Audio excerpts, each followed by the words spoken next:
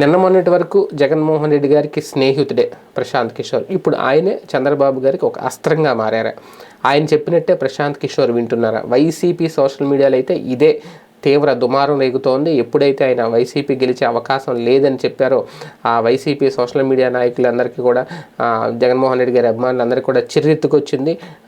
ఎంత ప్యాకేజ్ తీసుకుని తరహా వ్యాఖ్యలు చేశావంటూ ప్రశాంత్ కిషోర్ మీద నిప్పులు చెరుగుతున్నారు ఆ పార్టీకి సంబంధించిన నాయకులు కానీ సోషల్ మీడియా వేదికగా. కాకపోతే ఏంటంటే ఆయన చెబుతున్న జోస్యాలు, ఆయన సర్వేకి సంబంధించి మరి ఆయన దగ్గర ఏ లెక్క ఉందో తెలియదు కానీ ఎన్నికలకు ముందు అధికార పక్షం మీద ఆ తరహా వ్యాఖ్యలు చేయడం, అది కూడా ఒకప్పుడు ఆయనే గెలిపించాడు, ఆయన వల్లే గెలిచాడు అని ప్రజలకు అందరికీ తెలిసేలా చేసి ఇప్పుడు ఆయన నోట నుంచే జగన్ ఓడిపోతారు అని తెలిస్తే ఖచ్చితంగా అది రేపొద్దున్న ఎన్నికల మీద ప్రభావం చూపిస్తుంది, ఓటర్ మెదడు మీద ఎఫెక్ట్ చూపిస్తుంది. ఖచ్చితంగా ఓటర్ ఆలోచిస్తారు, ఓడిపోయే పార్టీకి ఓటేయడం ఎందుకనో, లేదంటే ఉచితాల వల్ల రాష్ట్రం మళ్ళీ నాశనం అయిపోతుంది అని. అందుకే ఆ తరహా సంకేతం వెళ్ళేలాగే ప్రశాంత్ కిషోర్ని ప్రిపేర్ చేశారు చంద్రబాబు నాయుడు గారు అనేది ఆ పార్టీ నాయకులు చేస్తున్న ప్రచారం. ఏది ఏమైనా ఆయన ఒక రకంగా మంచి మిత్రుడు, మంచి స్నేహితుడు జగన్మోహన్ రెడ్డి గారికి.